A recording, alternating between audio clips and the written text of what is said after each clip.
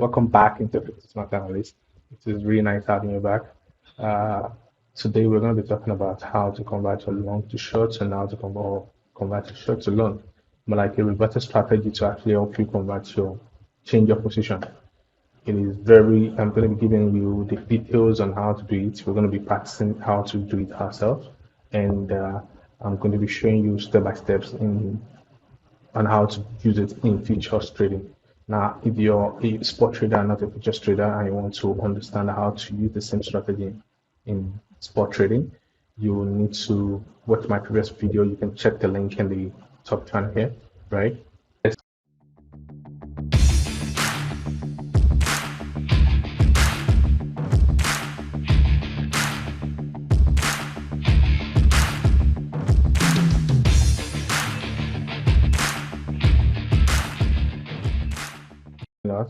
This is the first time for newcomers. This is Chris Smart Analyst, and what you get in this channel is educational and trading content. I'm not a financial advisor, so most of this content I drop for educational and entertainment purposes only. So let's dive into today's topic. Using the reversal stop loss is to ensure that your reduce only is unchecked. This reduce only button is unchecked. That because if it's not checked, your reverse stop loss is not going to be active. Okay, so you have to uncheck the reduce only. You can see like these trades. This strategy actually allows you to open up to any amount of trades. Like right now, you can see I'm having 1, 2, 3, 4, 5, 6, 7, 7 trades open on just RLT. Hello. So let's go to a neutral trader. I really do not have any trade on. Let's see. To dive in, the first thing is for you to identify support and resistance. That is the first thing. Before you dive into trading any coin, it's for you to identify the support and resistance. Then how do you identify support and resistance? Basically, zooming out of the chart, you'll be able to see, like right now we have BAT, and from this chart I should be able to see the support and the resistance here. You have a support line, resistance here. So for BAT, this is the support. This is the resistance, support, resistance. And we have another support around this region. Let me draw an horizontal line here. We have another support here. We have about two supports, like the major support. This is a marked support, right? So we have a support here. This is our resistance. Resistance is at 0.429. We have support 1, entry 1 at 0.34, entry 2 at 0.309. Okay, thereabout. So the first thing before using this is to identify support and resistance. And if you understand what I taught you in my video about candlesticks, right, and chart patterns, you should be able to understand how to identify breakouts. So how do I identify breakouts? Or how do I identify reversal? So what you want to do, what I'm going to be doing right now is to enter. Like I said, the reverse strategy actually allow you to enter up to 10, even more than that. I can have up to 20 trades open on a single coin, and this is how I do it. So I identify my support, and let's say I'm shorting the support. I'm shorting the resistance at 0.44. So I'm going to be using very low because I'm not really trading this coin, so I'm just going to be using very, very low, just 1%. Okay. So my order has been submitted. This is the short. Now, what am I doing? How do I enter my reversal stop loss? Now, what I'm saying is, if the price hits 0.44, it should short for me. But in case it hits 0.44 and break out, now you can look at what happened here. It broke above this resistance and hits 0.45. That is what we call fake out. So in the advent of fake outs, that is why I always say your stop loss should be a bit far away from support. So I'm going to be placing my reversal stop loss. What I tend to do now, if this breaks out, I mean, if BAT actually breaks out 0.44, there's a potential that it's going to come to 0.5. So what I'm going to be doing is placing a reversal stop loss. I do call it stop loss, but it's reversal stop loss. So it converts my what the software is going to do is like it's going to close my shorts and open a long position for me. And how do you do that? So you place I'm going to be placing my trade above the I'm going to place my trade above above the previous breakout region, which is 0.45. So I'm going to place my reversal stop at 0.468. So I'm going to go to what limit, enter limit 0.46468. That is the trigger price, and my limit price is 0.49. Okay, so I'm saying what I just did is if the price is 0.468, it should trigger for me, and once it hits 0.469, or let's just put it 0.4769, it should execute.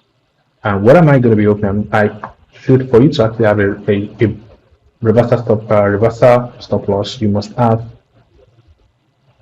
the order size bigger, either double, triple, whatever, bigger than your previous order. So what I have is 544.2. So I'm going to be entering 1,100 baht. So at 1,100, it's going to have conversion for me. This is it. You can see it here. At 1,100, I'm going to get a reversal stop loss here. So what did I do? It's not showing my value. That's strange. Let me come here. It should have been showing 0. Okay, this is it. Executed. This is the amount 1,100. This is it. Okay, at 1,100, we have my order pending here, waiting to be executed. So that is just it. Now, like I said, stop loss doesn't stop you from losing. It doesn't stop you from losing. It only prevents the amount you will have lost in case you do not have a stop loss. So basically, what I tend to do is when I open an order like this, the next thing is for you to place your target.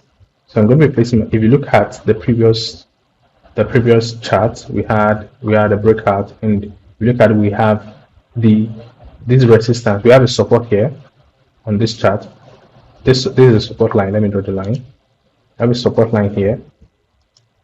Like I said, we tend to have support converting to resistance. Now, this support, we have a support line here, and that is going to be my target.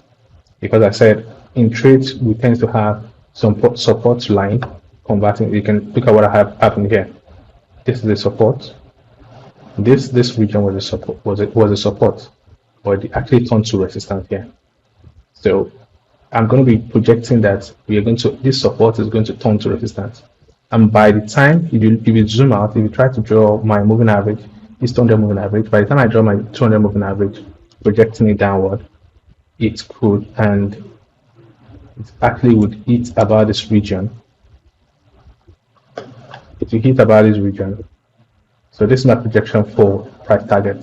So I'm saying the possibility of the coin hitting 0.56 is visible. So I'm placing my reversal stop loss in case it breaks out, and because I did not get to buy the support, I'm going to be placing my reversal stop loss here. And once it gets here, this is my target. Like I said, I'm going to be doing reversal stop loss. Try not to be too greedy.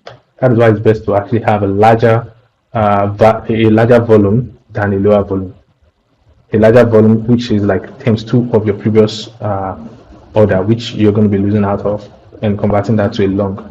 So what I'm doing is this order is going to convert my short position, to a long position. Basically, that is what it does. So this is my target. So I can easily open more, and as I'm getting here, I'm going to be opening. I can easily open more order. Let's say open another 1,000 at 5,005. I'm going to be opening 1,500.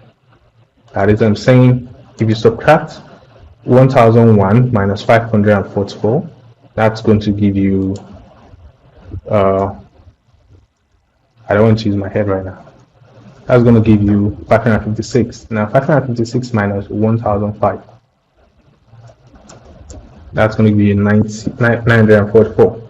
So if I long 556 to this region, and from here I'm going to be shorting 964 from here downward. That is saying what I'm projecting is this resistance might actually, the price might actually get to reject the 200 daily moving average here. And if it get rejected, I'll have a short position coming down. So basically, that is how I trade. That is one of the pro trading tools you can actually get to use in trading. Okay, so and you can do the same thing for shorts. Like what I did here was for long. And the same thing for shorts in the sense that I would say this is the support region, right? And I'm saying if the price actually dumped back to, I can open a long here. So this is, you can notice I've already opened 1, 2, 3 trades. Now I want to increase it to 5 to 6 trades. What I'm doing is if the coin did not go up and it start dumping and hit 0. Let's say we have a resistance at 0.37. So at 0.37, it should long for me. Let's say it's going to long 500 baht for me, right? Longing 500 baht for me at 0.37, right? And if this support breaks, then I'm going to be entering. Now, if you notice, zoom in. Sorry about that. Let me go back to. So if you zoom in, we have, this is the major support. So if I'm going to be entering my support, right? If I'm going to be entering my reversal stop loss, I'm going to be entering below this green line, which is going to be around here, is 0.34. So I'm saying if the price drops to 0.34, it should trigger for me. And if it drops to 0.337, it should execute. So I'm going to be doing that at 1,000 baht. So for 1,000 baht, it's going to be entering that order for me, 1,000 baht.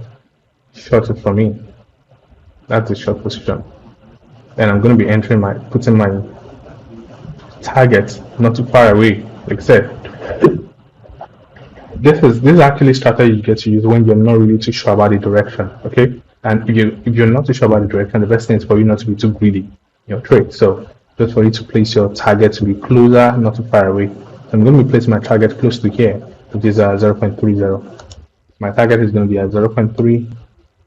I'm going to be entering how much? 500. Don't forget, this is futures trading, right? I mentioned 500. So if you see, I'm already having 1, 2, 3, 4, 5, 6 trades on just a single coin. So whichever direction the price goes to right now, I'm going to catch it, right?